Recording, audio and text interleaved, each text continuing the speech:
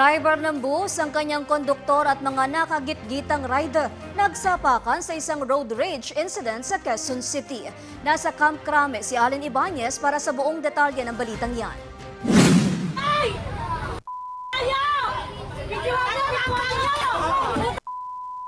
Kita sa viral video na ito ang isang lalaking duguan matapos masangkot sa isang road rage sa Quezon City nitong Mayo 2. Ito na pala ang driver ng isang pampasayerong bus na kinuyog ng dalawang driver ng motorsiklo na nakagitgitan nito. Naswerve nga yung motor ng bus. So, anong nangyari? Yung motorcycle rider natin, hinampas niya yung side mirror ng bus.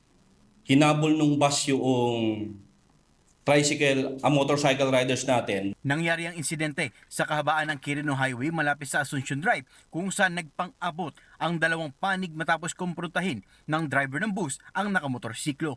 Nang huminto ang magkabilang panig, dito bumaba ang bus driver, dala ang isang tubo na agad na agaw ng motorcycle rider na siyang pinanghampas sa driver at konduktor ng bus. Hinampas po niya yung rider natin. Apparently, naagaw ng motorcycle rider yung tubo. Hinampas niya ngayon yung driver po ng bus tsaka yung conductor. Ayon kay Quezon City Police Station 16, Station Commander Lieutenant Colonel Jemer Tubiera, nakatakdang magsampa ng kasong serious physical injury ang magkabilang panig matapos matanggap ang medical certificate ng mga ito.